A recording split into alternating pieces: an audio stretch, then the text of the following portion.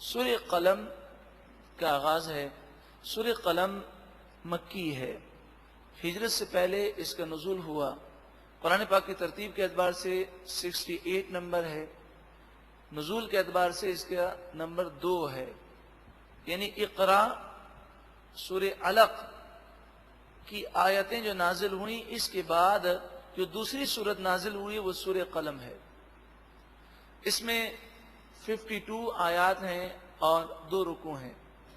بسم اللہ الرحمن الرحیم، اللہ کے نام سے شروع جو بہت زیادہ مہربان نہایت رحم کرنے والا۔ نون حروف مقطعات میں سے ایک حرف ہے۔ اللہ اور اس کے رسول اس کے معنی کو بخوبی جانتے ہیں۔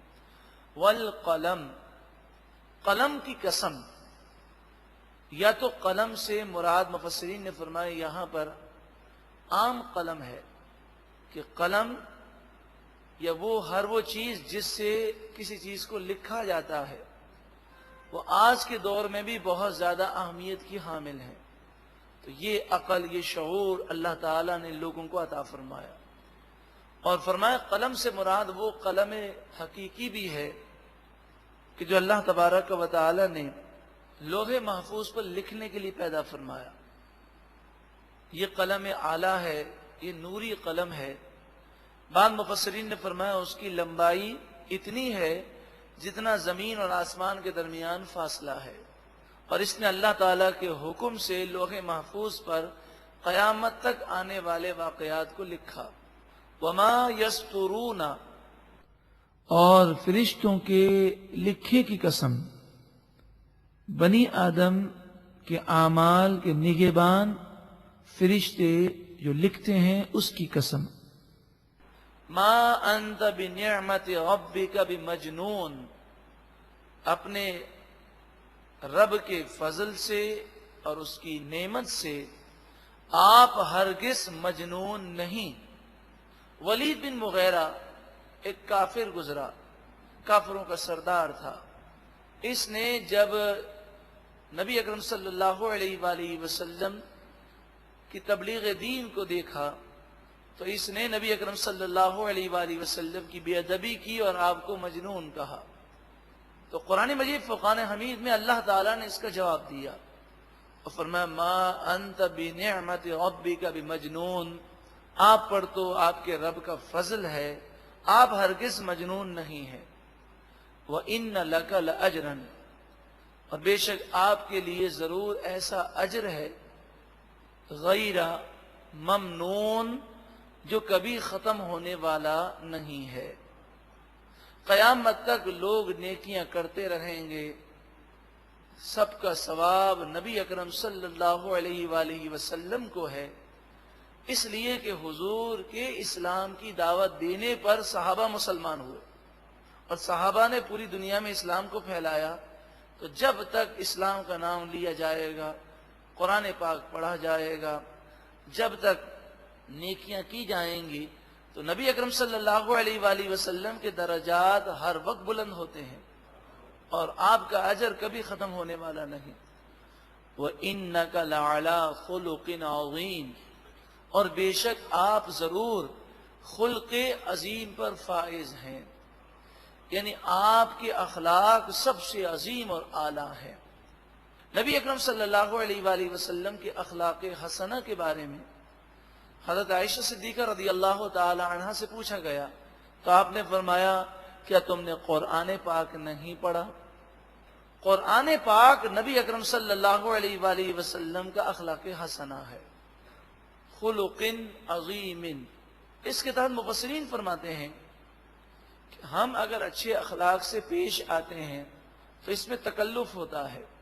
کوئی آنے والا ہمارے پاس آتا ہے تو پہلے ہم ذہن بناتے ہیں کہ مجھے کھڑا ہونا ہے، اس کی تعظیم کرنی ہے، اس کی آؤ بھگت کرنی ہے، لیکن نبی اکرم صلی اللہ علیہ وآلہ وسلم پر اللہ کا ایسا کرم ہے کہ آپ کے اخلاق حسنہ بتکلف نہیں ہے، بلکہ آپ کی عادت ہے، آپ کی عادت میں شامل ہے۔ اللہ تبارک و تعالی نے آپ کو اخلاق حسنہ ہی پر پیدا فرمایا۔ فَسَتُبْصِرُ وَيُبْصِرُونَ، پس ان قریب آپ دیکھیں گے اور یہ کافر بھی دیکھ لیں گے. جب کافروں پر عذاب آئے گا تو ساری دنیا اس عذاب کو دیکھے گی.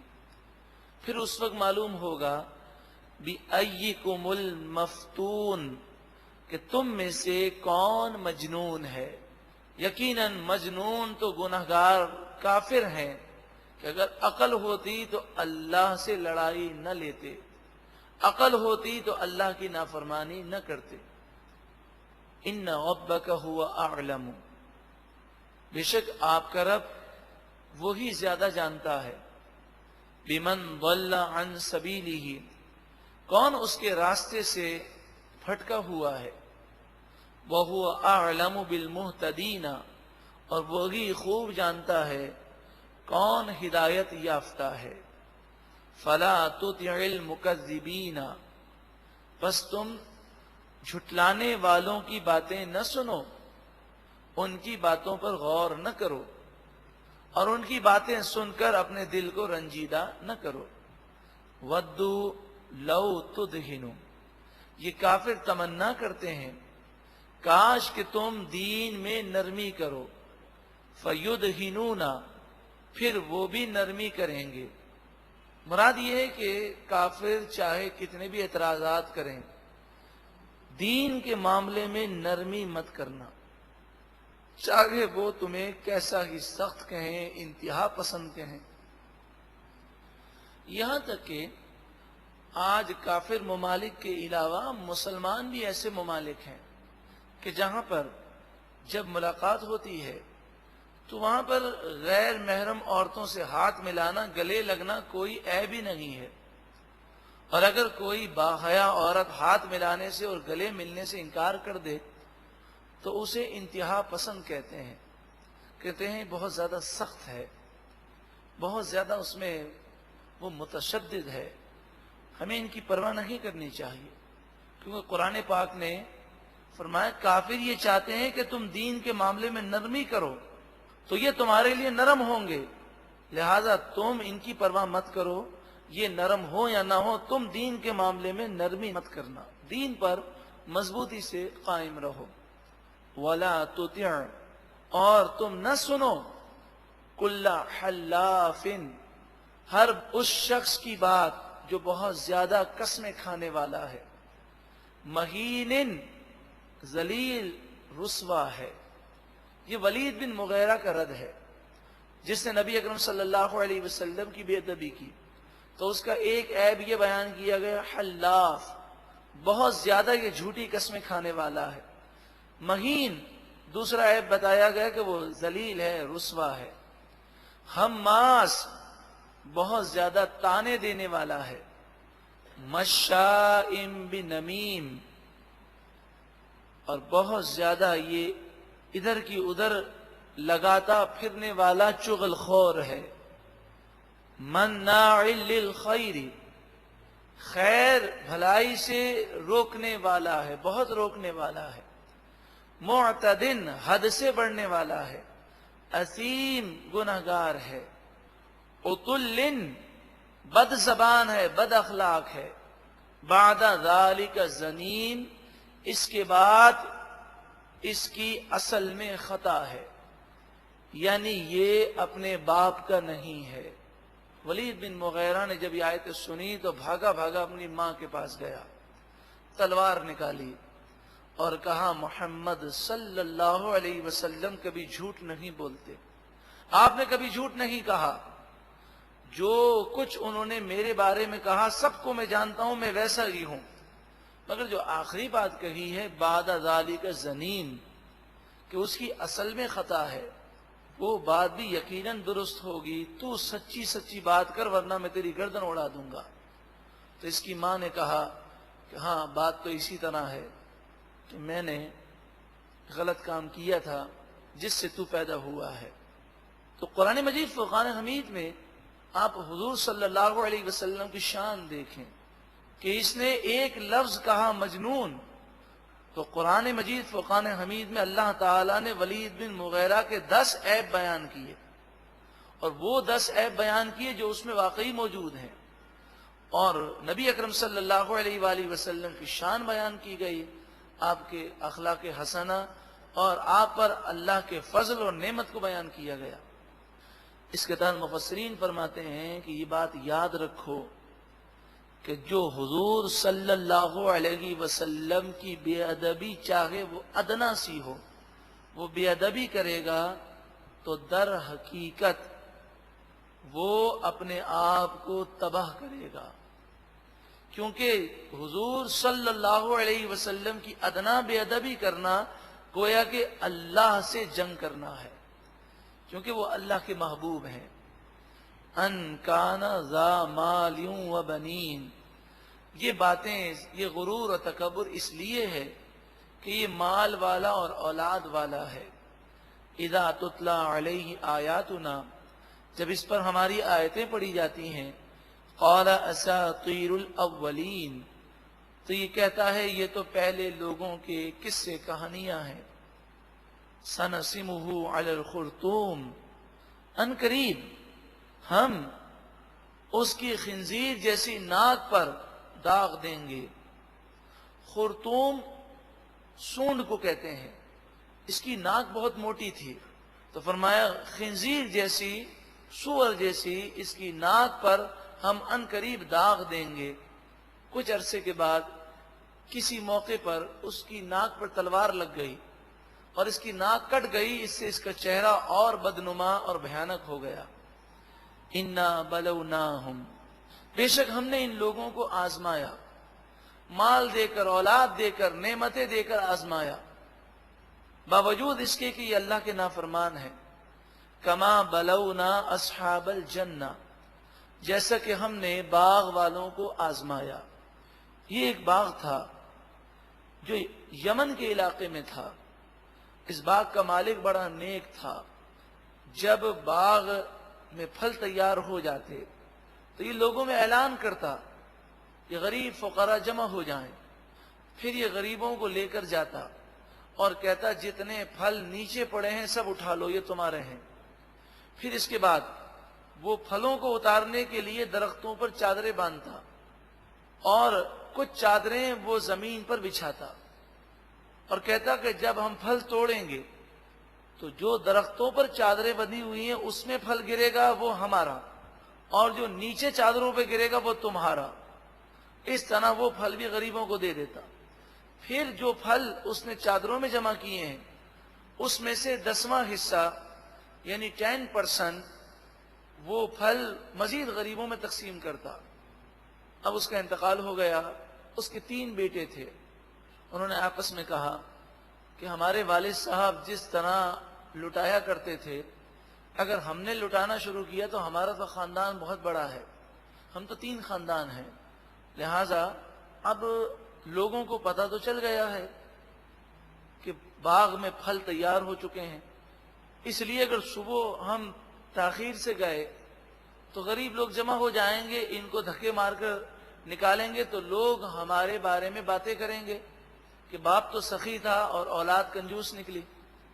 تو ایسا کرتے ہیں کہ ہم رات میں پھل جا کر توڑ لیتے ہیں، اور پھل توڑنے کے بعد کچھ پھل ہم رہنے دیں گے اور لوگوں کو کہیں گے اس دفعہ پھل جو ہے بہت کم آئے ہیں، دیکھ لو تمہارے سامنے ہے۔ تو انہوں نے کہا کب نکلیں گے؟ تو کہا صبح صادق سے تھوڑی دیر پہلے، جب اندھیرا ہو اندھیرے میں ہم نکلیں گے، اور صبح صادق کے وقت جب ہلکی ہلکی روشنی ہے اس وقت پہنچ کر سارے پھل توڑ لیں گے۔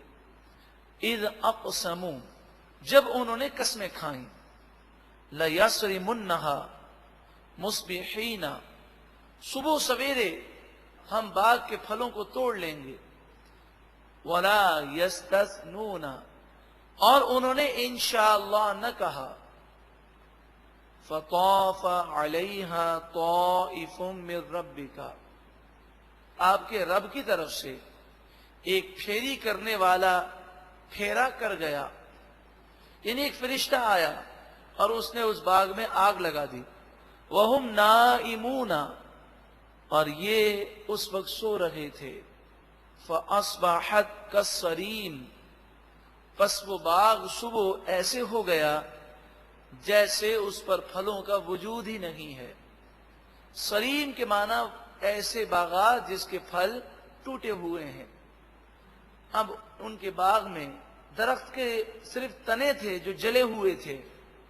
فَتَنَادَوْا مُصْبِحِينَ، صبح صبح انہوں نے ایک دوسرے کو پکارا، اٹھایا اور کہا اَنِغْدُوا عَلَىٰ حَرْثِكُمْ، اپنی کھیتی اور اپنے باغ کی طرف صبح صبح نکل جاؤ. ان کنتم صارمین، اگر تمہیں اپنے پھلوں کو توڑنا ہے اور کھیتیوں کو کاٹنا ہے. وہاں کھیتیاں بھی تھیں اور باغات بھی تھے. سب کو انہوں نے کہا کہ رات کے اندھیرے میں توڑ لو اور کاٹ لو. فانطلقوا، پس وہ نکلے اور چلے اپنے باغات اور اپنی کھیتیوں کی طرف. وہم یتخافتون، یہ آپس میں بہت آہستہ آہستہ گفتگو کر رہے تھے کہ کسی کو بھی بھنک نہ پہنچے کہ یہ پھل توڑنے جا رہے ہیں. اور آپس میں کہہ رہے تھے اللہ یدخلنہ الیوم علیکم مسکین، دیکھو آج تم پر کوئی غریب اس باغ میں داخل نہ ہونے پائے. خیال کرنا، احتیاط کرنا اور کوشش کرنا کہ کوئی غریب اس باغ کے قریب نہ آنے پائے. وَغَدَوْا عَلَىٰ حَرْدٍ قَادِرِينَ، اور وہ اپنے ارادے پر اپنے آپ کو قادر سمجھ کر چلے. وہ سمجھے کہ جو ہم سوچ رہے ہیں وہ کر لیں گے. فَلَمَّا رَأَوْهَا، پھر جب انہوں نے اس باغ کو دیکھا تو انہوں نے دیکھا کہ جلا ہوا باغ ہے، کھیتی کا وجود نہیں، پھلوں کا وجود نہیں، صرف درخت کے تنے ہیں جو جلے ہوئے ہیں. قالوا انا لضالون، وہ بولے بے شک ہم راستہ بھول گئے ہیں، کسی اور کے باغ میں آ گئے ہیں. لیکن جب دیواریں دیکھیں، جائے وقوع کو دیکھا تو سمجھ گئے یہ تو ہمارا باغ ہے. بل نحن محرومون، پھر کہنے لگے نہیں بلکہ آج تو ہم محروم رہ گئے، سارا باغ اور ساری کھیتیاں جل گئیں. لیکن اس کے باوجود بھی انہیں حقیقت کا علم نہ تھا، انہیں احساس پیدا نہ ہوا کہ یہ باغ کیوں جلا. بعض لوگ ایسی حرکتیں کرنے کے بعد بھی اپنی ضد پر قائم رہتے ہیں، یہ تو آسمانی آفت ہے، ہمارے گناہوں کی وجہ نہیں ہے. قال اوسطهم، لیکن ان تمام میں جو سب سے تھوڑا بہتر تھا، جسے ہلکا سا اللہ کا خوف تھا، ان تینوں میں سے جو ایک تھا، اس نے کہا الم اقل لکم لولا تسبحون، یاد ہے میں نے تم سے کہا تھا کہ ہم جو کرنے جا رہے ہیں یہ مجھے صحیح نہیں لگتا، اور میں نے تم سے کہا تھا کہ توبہ کرو، ایسی سوچ نہ سوچو. الم اقل لکم، کیا میں نے تم سے نہ کہا تھا لولا تسبحون، تم اللہ کی تسبیح کیوں بیان نہیں کرتے اور ایسی فضول سوچ پر اللہ سے معافی کیوں نہیں مانگتے. لیکن تم نے مجھے بھی زبردستی کہا، اور تم دو تھے میں اکیلا تھا، میں تمہاری باتوں میں آ گیا. قالوا، وہ بولے سبحان ربنا، ہمارا رب پاک ہے، پاکی ہے ہمارے رب کے لیے. انا کننا ظالمین، بے شک ہم ضرور ظالم تھے، گناہگار تھے.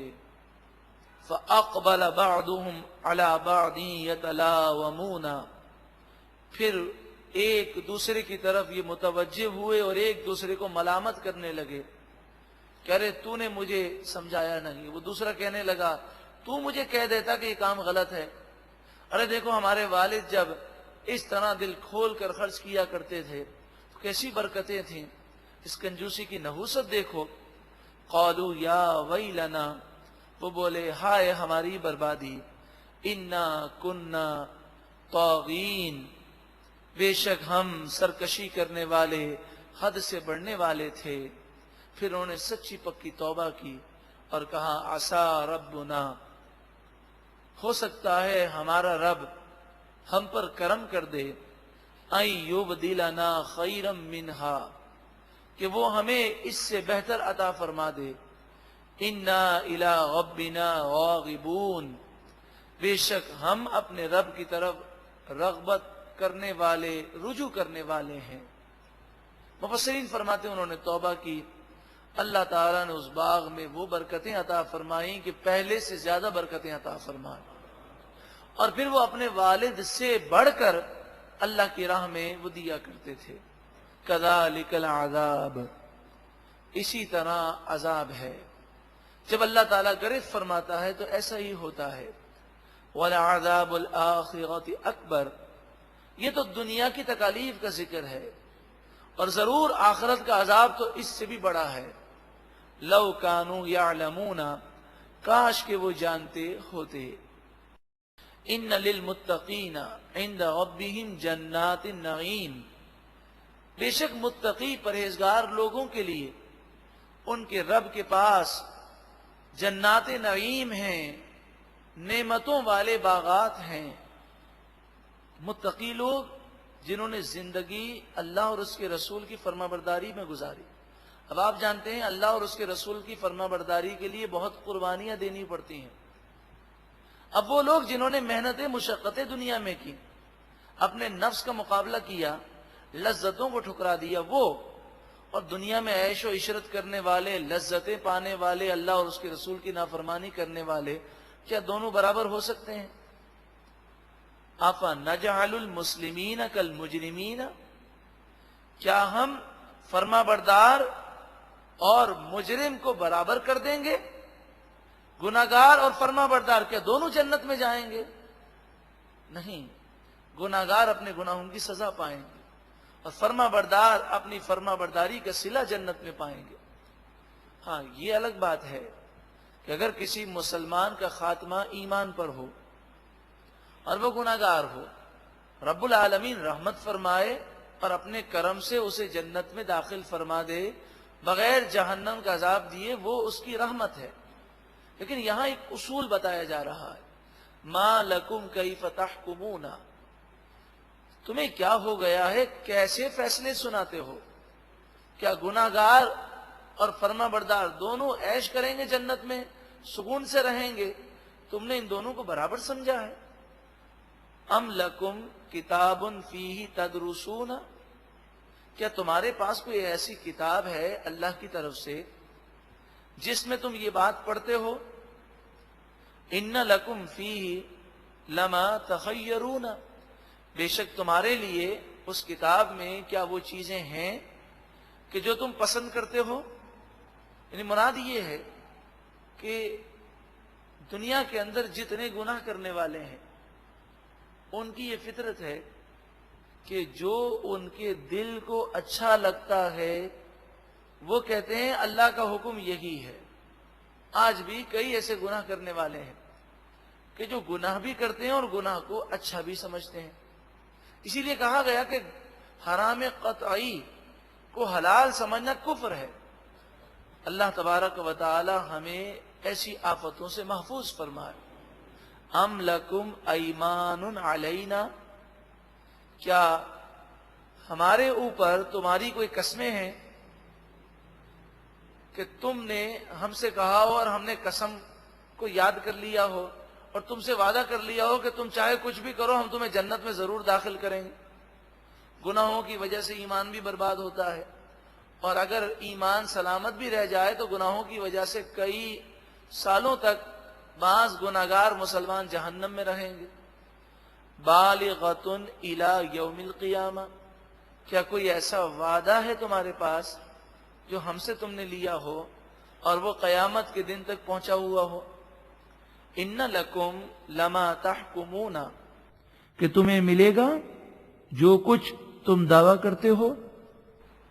سلہم، اے محبوب آپ پوچھئے ان لوگوں سے، ایہم بذالک زعیم، کون تمہارا ضامن ہے؟ یہ بتاؤ اللہ کے عذاب سے تمہیں بچانے والا کون ہے؟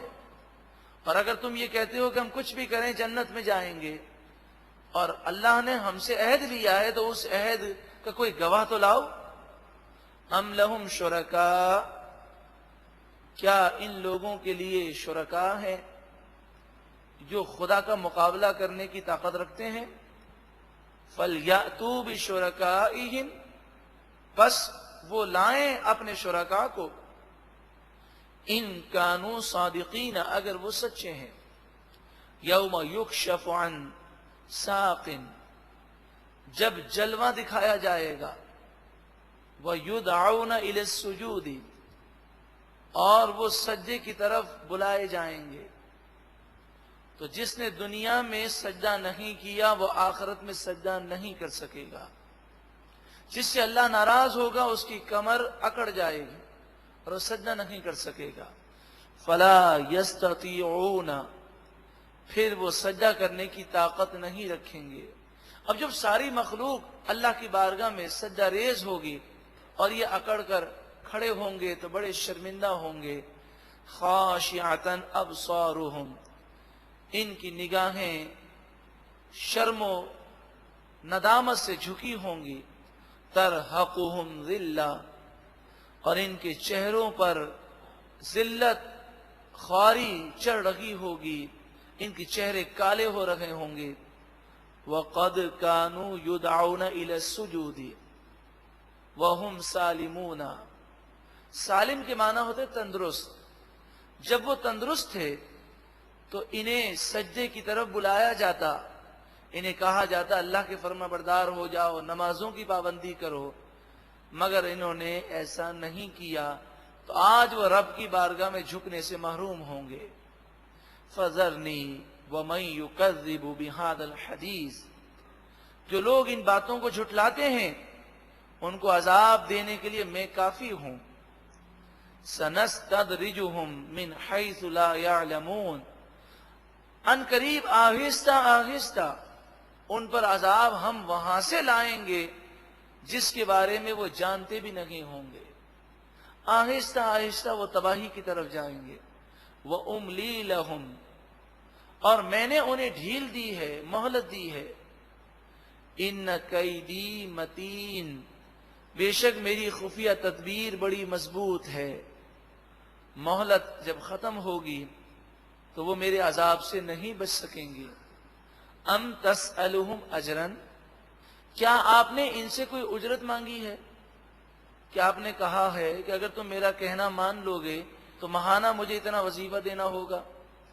ایسی بات تو نہیں۔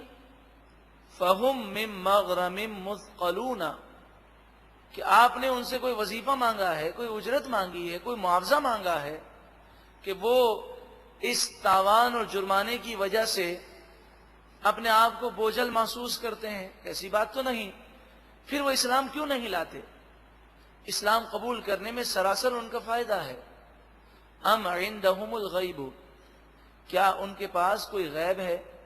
فہم یکتبون، پس وہ لکھتے ہیں، اس غیب سے وہ جان لیتے ہیں کہ ہمیں عذاب نہیں ہوگا۔ یہ گناہ کر کے یہ دعویٰ کیوں کرتے ہیں کہ ہماری پکڑ نہیں ہوگی؟ فاصبر لحکم ربک، بس آپ اپنے رب کے حکم کا انتظار کیجئے۔ ولا تکن کصاحب الحوت، اور مچھلی والے کی طرح مت آپ ہونا۔ یعنی حضرت یونس علیہ السلام سے جو نسیانن یہ لغزش ہوئی کہ آپ اللہ رب العالمین کے حکم سے پہلے اپنی قوم کو چھوڑ کر تشریف لے گئے، تو فرمایا کہ آپ ایسا مت کرنا، ان کی باتوں سے دل برداشتہ مت ہونا۔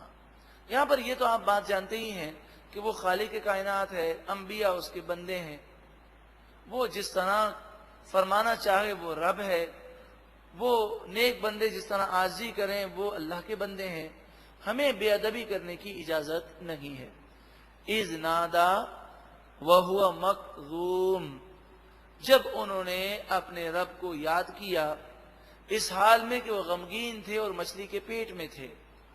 لولا ان تدارکہ نعمت من ربہ، اگر ان پر ان کے رب کی نعمت نہ پہنچی ہوتی، یعنی وہ تو نبی ہیں اور نبی پر اللہ کا فضل ہوتا ہے، اگر ایسی بات نہ ہوتی، لنبذ بالعراء وہو مذموم، تو وہ ڈال دیے جاتے ایک ایسے میدان میں جہاں پر ان پر الزام لگ جاتے۔ لیکن اللہ تبارک و تعالی نے جب مچھلی کو حکم دیا کہ وہ انہیں باہر ڈال دے تو مچھلی نے باہر ڈالا، تو آپ کی قوم نے آپ پر کوئی الزام نہیں لگایا، بلکہ وہ بڑے خوش ہوئے اور وہ آپ پر ایمان لے آئے، اور اللہ تعالیٰ نے جو آپ کو عزت عطا فرمائی اس میں مزید اضافہ فرمایا۔ تو یہ اللہ کا فضل ہے، اور یقیناً حقیقی طور پر فضل و احسان کرنے والا، نعمتیں دینے والا تو صرف اللہ تعالیٰ ہے۔ جس کے پاس جو ہے وہ اللہ کی عطا سے ہے۔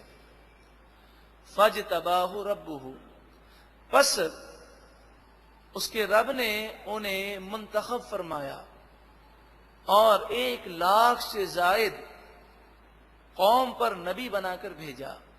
فَجَعَلَهُ مِنَ الصَّالِحِينَ، پس حضرت یونس علیہ السلام کو اللہ تعالیٰ نے صالحین میں سے بنایا تھا۔ وہ نیک تھے، صالح تھے، اور نبی معصوم ہوتے ہیں۔ یہ جو بھی معاملہ تھا یہ اللہ تعالیٰ کی حکمت کے مطابق تھا۔ اب وہ آیت کریمہ ہے جو نظر بد کا توڑ ہے۔ کسی کو محسوس ہو کہ مجھے نظر بد لگ گئی ہے، وہ سورہ قلم کی آیت نمبر 51 اور 52 یعنی 51 اور 52، ان دو آیتوں کو 7 مرتبہ پڑھے، اول آخر درود پاک پڑھ لیں اور پھر وہ دم کر لے، یا اگر کاروبار پر وہ نظر محسوس کرتا ہے تو وہ تصور کر کے دم کر دے، انشاءاللہ تعالی نظر بد کا خاتمہ ہو جائے گا۔ کافروں میں بعض ایسے لوگ تھے کہ جو نظر بد ڈالنے میں بڑے مشہور تھے، تو کافر ان لوگوں کو لے کر آئے اور کہا کہ اس نبی صلی اللہ علیہ وسلم کو گھور کر دیکھو اور ان پر نظر ڈالو۔ یہ عرب کے وہ لوگ تھے، ان کی نظر بد ایسی مشہور تھی کہ اگر یہ پتھر پر ڈالتے تو پتھر ریزہ ریزہ ہو جاتا، اور نظر بد میں اللہ تعالیٰ نے طاقت رکھی ہے۔ یہ اللہ تعالیٰ کی حکمت ہے۔ وہ نبی اکرم صلی اللہ علیہ وآلہ وسلم کو گھور گھور کر دیکھنے لگے، لیکن ان کی حیرت کی انتہا نہ رہی کہ ان کی نظر بد ڈالنے کی کوششیں بیکار گئیں اور نبی اکرم صلی اللہ علیہ وآلہ وسلم پر کچھ بھی اثر نہ ہوا۔ وَإِن يَكَادُ الَّذِينَ كَفَرُوا لَيُزْلِقُونَكَ بِأَبْصَارِهِمْ، اور بے شک یہ کافر اپنی نظر بد کے ذریعے اتنا زور دیتے ہیں کہ قریب ہے کہ وہ آپ کو گرا دیں، یعنی وہ یہ سمجھتے ہیں کہ ہم نے اتنا زور دیا ہے کہ آپ کو گرانے کے قریب کر دیا، مگر نبی اکرم صلی اللہ علیہ وآلہ وسلم پر کچھ بھی اثر نہیں ہوتا۔ لما سمعوا الذکر، جب وہ نصیحت قرآن کو سنتے ہیں تو قرآن پاک سے جل کر اور آپ کی عظمت سے حسد کر کے وہ آپ کو نظر بد لگانا چاہتے ہیں۔ وَيَقُولُونَ، اور وہ کہتے ہیں، إِنَّهُ لَمَجْنُونَ، بے شک یہ تو ضرور مجنون ہیں۔